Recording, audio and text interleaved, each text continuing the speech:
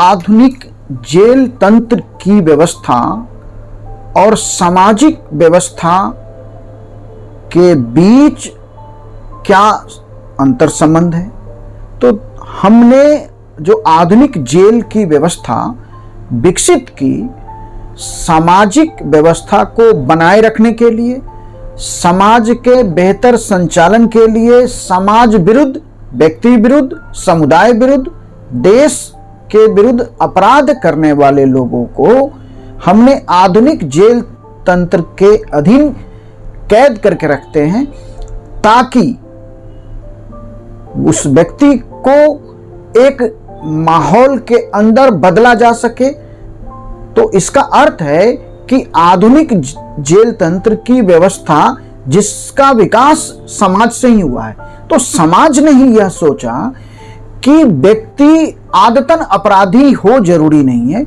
यदि किसी व्यक्ति से अपराध हो गया अनजाने में, गुस्से में, अपना टेम्पर लूज करने के कारण या किसी अन्य प्रोवोकेशन की स्थिति में, तो क्या जो पहले का न्यायिक तंत्र था अंग भंग कर देना या हत्या कर देना, यह ठीक है?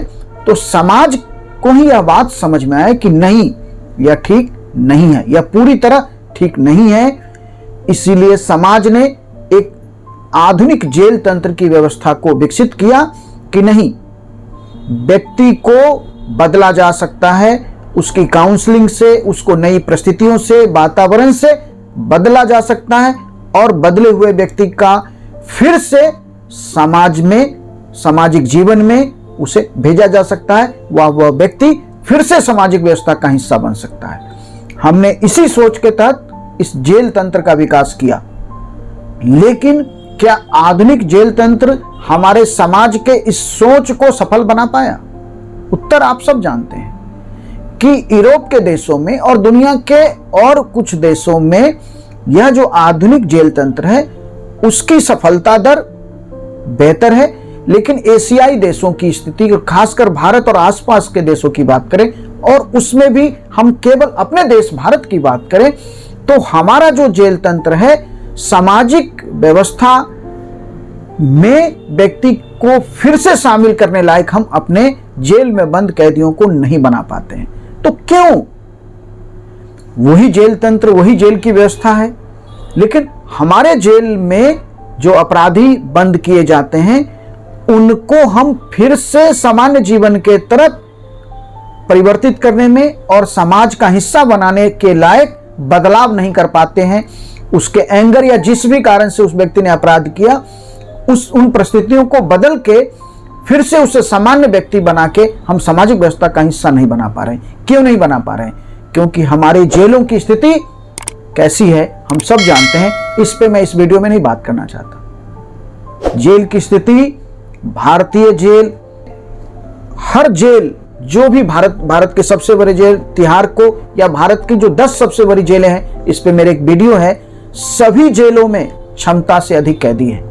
तो इसका मतलब जेलों की क्षमता तो इसी सामाजिक तंत्र से तैयार हुआ है ना, कि एक जेल में कितने अपराधियों को, कितने कैदियों को रखा जा सकता है ताकि उस व्यक्ति के मानसिक विकास, उसके बदलाव के लिए वातावरण उपलब्ध हो सके। तो क्या हमने इस बात की चिंता की? हमने जेलों में कैदियों को कि भेजते रहते हैं।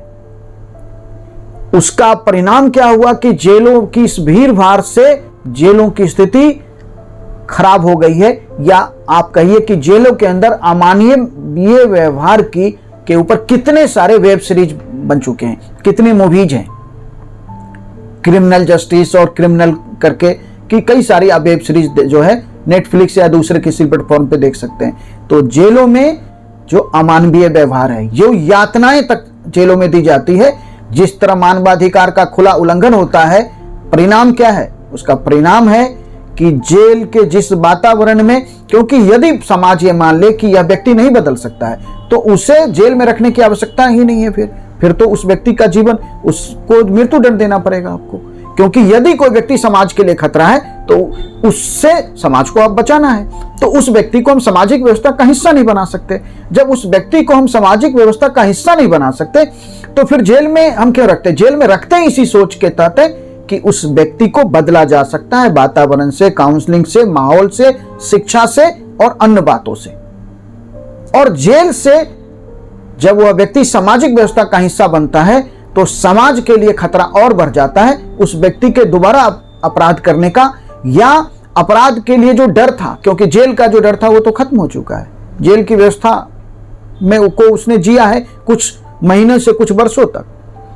तो ऐसे में यदि वो व्यक्ति मानसिक रूप से फिर अपराध की तरफ चला जाता है, मानसिक रूप से अपराध को लेके यदि वह नहीं बदलेगा तो समाज के लिए ज्यादा बड़ा खतरा है। तो क्या हमारा आधुनिक जेल तंत्र से जो कैदी सामाजिक व्यवस्था का हिस्सा बन रहे हैं वो सामाजिक व्यवस्था के लिए खतरा है, या आधुनिक जेल तंत्र की कोई उपयोगिता नहीं है? उपयोगिता है यदि हम इसमें बदलाव कर सके।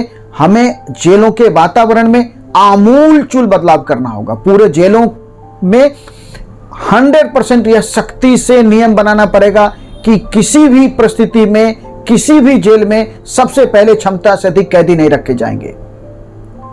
और जेलों में जैसे विश्वविद्यालयों में होता है कि बहुत सारे यूनिवर्सिटीज में कि जहां मेस इंचार्ज स्टूडेंट के बीच से ही होते हैं, तो जेलों के अंदर कैदियों को, जिन कैदियों के हिंसक रुख हैं, जो कैदी से जेल की व्यवस्था खराब हो सकती है, आप उनको कन्फाइंड तरीके से रखें।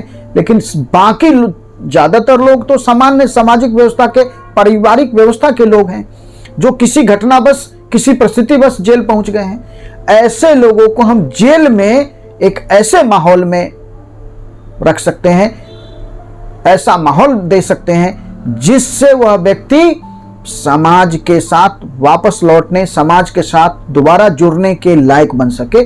वहां शिक्षा का प्रसार किया जा सकता है। बहुत सारे व्यक्ति अब जेल में बंद हैं, या तो हम किसी कौशल विकास, किसी वोकेशनल ट्रेनिंग के काम में लगाएं, उन्हें उनकी काउंसलिंग सेशंस हो, उन्हें क्रिएटिव एक्टिविटीज में लगाया जाए, अलग अलग तरीके से इन्वॉल्व किया जाए। एजुकेशन के लिए उन्हें हम उनको काउंसल करें कि वो जो है यदि किसी की पढ़ाई रुकी है या कोई डिग्री वो लेना चाहते थे नहीं हासिल कर सके। जेलों के वातावरण को यदि हम नहीं बदल पाएंगे तो यह जो आधुनिक जेल तंत्र की संकल्पना है वह सामाजिक व्यवस्था के लिए समस्या बन जाएगी या बन गई है। सामाजिक व्यवस्था में जेल तंत्र का विकास जिन कारणों से हमने किया था उसके तरफ हमें जेल तंत्र को आगे बढ़ाना होगा। Thank you.